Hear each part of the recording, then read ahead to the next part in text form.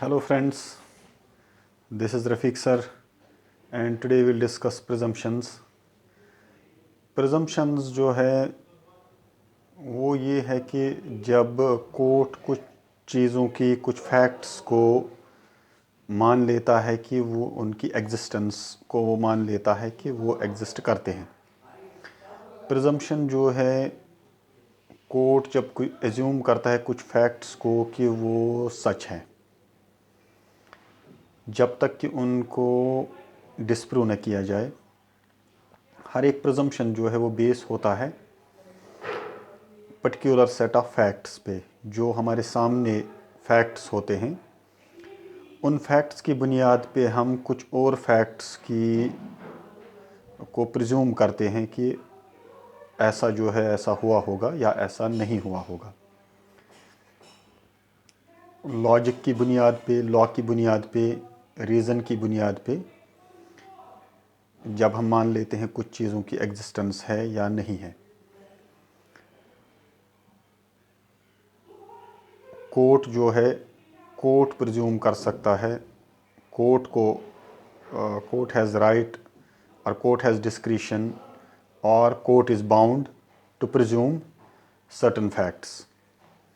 Presumption जो है इसकी मिसाल ये हो सकती है कि अगर दिन हुआ है तो उसके बाद रात होगी, अगर रात आई है तो उसके बाद दिन आ जाएगा, अगर सर्दियों का मौसम है तो उसके बाद गर्मियों का मौसम आ जाएगा, अगर कोई शख्स पैदा हुआ है तो उस शख्स की मौत भी वाक़ा होगी।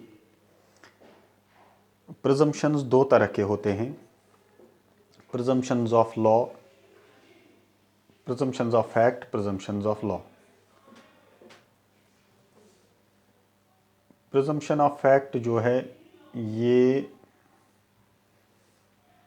वो इन्फ्रेंसेस है, वो डिडक्शंस है जो हम कुदरती तौर पे मानते हैं या रीज़न के तौर पे कंक्लूड करते हैं अपने ऑब्ज़र्वेशंस की बुनियाद पे, सरकमस्टेंस हालात की बुनियाद पे या ह्यूमन कंडक्ट की बुनियाद पे हम मान लेते हैं कि ये फैक्ट्स हुए होंगे।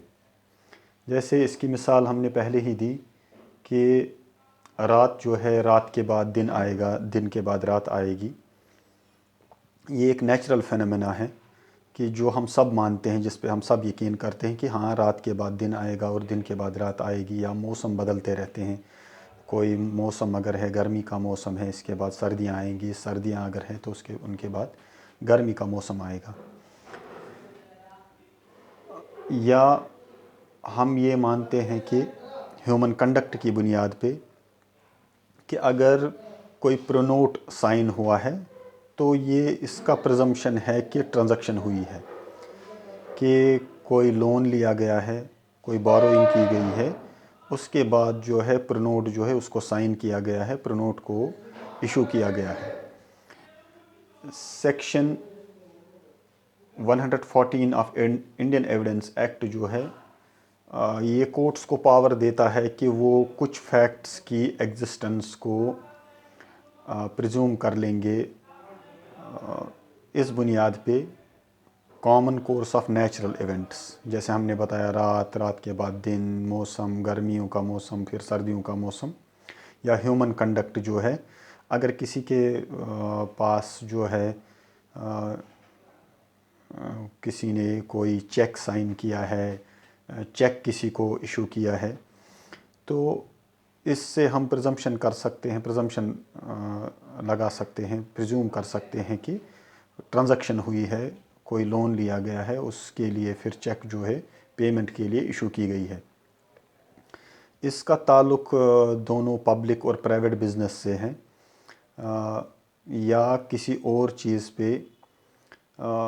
जैसे सेक्शन 86, 87, 88 या सेक्शन 90 जो है, सेक्शन 90 की मिसाल अगर हम लेंगे तो कोर्ट जो है 30 साल के जो डॉक्यूमेंट्स होते हैं, 30 साल पुराना अगर कोई डॉक्यूमेंट है उस पर अगर सिग्नेचर एग्जीक्यूटेंट का जो है, ये माना जाएगा कि हाँ ये सिग्नेचर जो इस पे है ये एग्जीक्यूटेंट का ही है, कि एग्जीक्यूटेंट ने ये सिग्नेचर किया है। कोर्ट को डिस्क्रिशन है कि वो मान लेंगे कि हाँ ये एग्जीक्यूटेंट ने ही साइन किया है। फिर उसके बाद प्रिजम्पशन ऑफ लॉ जो होते हैं, उसमें दो तरह के प्रिजम्पशंस होते हैं। जो प्रिजम्पशन ऑफ फैक्ट जो है, प्रिजम्पशन ऑफ लॉ जो है, वो रिबटेबल भी होते हैं और इरिबटेबल भी होते हैं। सबसे पहले हम बात करेंगे रिबटेबल प्रिजम्पशंस की।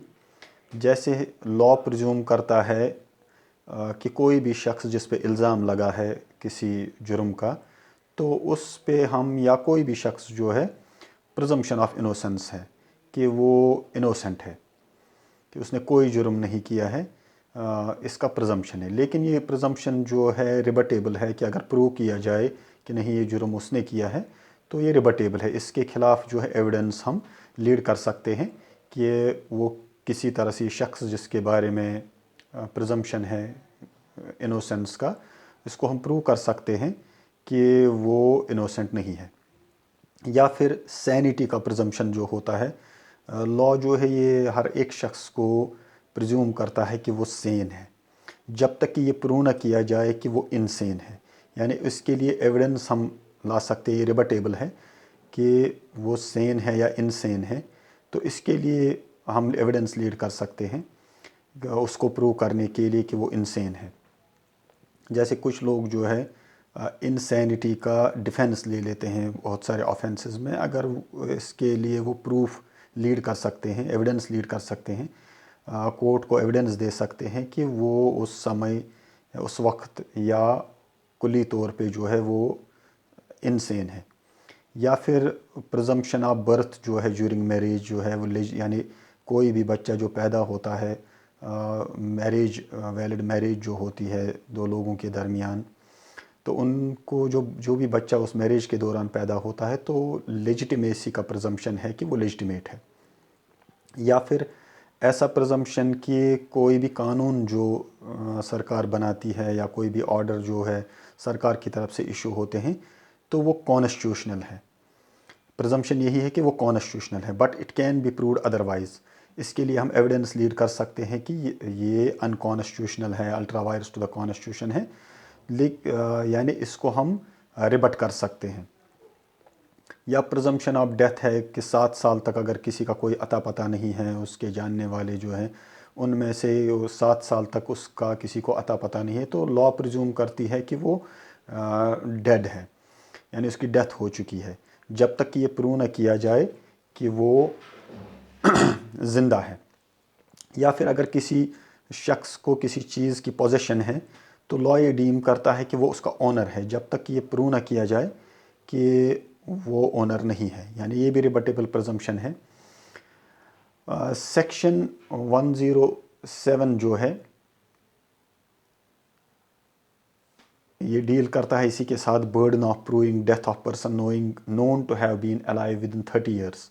30 साल तक जो शख्स ज़िंदा था, तो लॉ ये प्रिज्यूम करती है कि वो इंसान ज़िंदा ही है, कि जब तक प्रूव न किया जाए कि वो मर चुका है। इसी तरह सेक्शन 8 जो है ये इसका ये कहता है कि अगर कोई शख्स 7 साल तक जो ज़िंदा था, 7 साल तक उसका कोई अता पता नहीं है, तो उसको प्रिज्यूम करता है, जिसके बारे में किसी ने सुना भी नहीं कहाँ है क्या है, तो उसके बाद लॉ जो है प्रिज्यूम करेगा कि वो डेड है, जब तक कि इसका एविडेंस न दिया जाए कि वो, जब तक इसको डिस्प्रूव न किया जाए कि वो ज़िंदा है।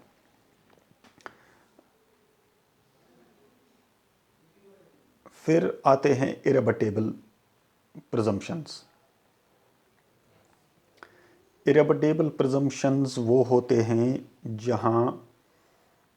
जिनके लिए हम एविडेंस लीड नहीं कर सकते हैं, लॉ उनको प्रिज्यूम कर लेगा, कोर्ट उनको प्रिज्यूम कर लेगा, उसके बाद उनके खिलाफ जो है एविडेंस जो है कोई भी पार्टी लीड नहीं करेगी, चाहे उसके फेवर में वो प्रिजम्पशन है, चाहे उसके डिसफेवर में, चाहे उसके फेवर में वो प्रिजम्पशन नहीं है।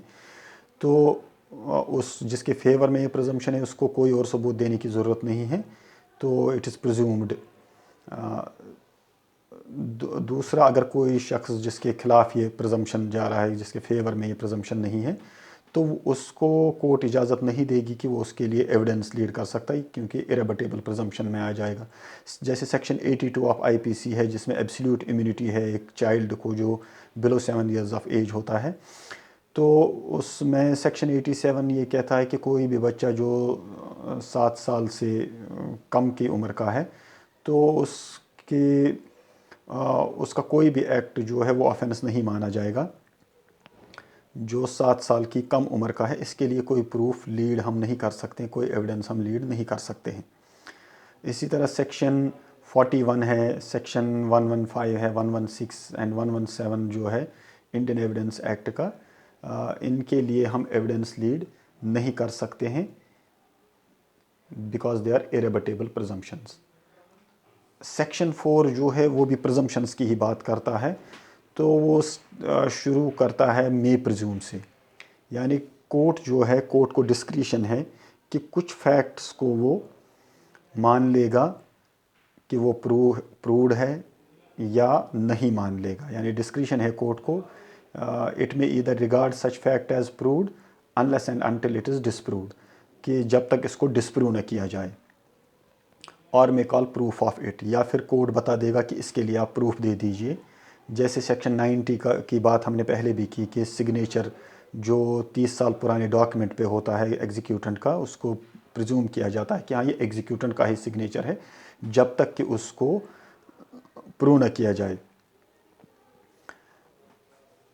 फिर सेक्शन 4 आगे शेल प्रिज्यूम की बात करता है, यानी जहाँ जहाँ कोर्ट, जहाँ जहाँ एक्ट कहता है whenever it is directed by this act that the court shall presume a fact, it shall regard such fact as proved unless and until it is disproved, यानी यहाँ कोर्ट को डिस्क्रिशन नहीं है। लेकिन ये प्रजम्पशन जो है इरेबटेबल नहीं है, रिबटेबल है। यहाँ इसको जब तक इसको डिस्प्रूव ना किया जाए तो कोर्ट मान लेगी कि हाँ ये फैक्ट, इस फैक्ट की एग्जिस्टेंस है, उसको वो मान लेगा कि हाँ ये फैक्ट जो है प्रूव हो चुका है। फिर उसके बाद इरेबटेबल कंक्लूसिव प्रूफ की बात आती है। कंक्लूसिव प्रूफ में 2 फैक्ट्स होते हैं। एक फैक्ट की एग्जिस्टेंस की वजह से हम मानते हैं कि दूसरा फैक्ट जो है उसकी एग्जिस्टेंस है या नहीं है।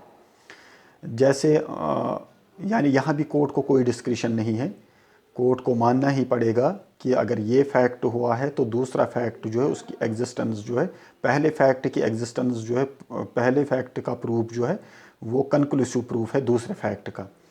जैसे सेक्शन 41 जो है उसके जो मैट्रिमोनियल अलायंस के साथ भी डील करता है कि decrease of court in matrimonial alliance regarding the legal character of parties.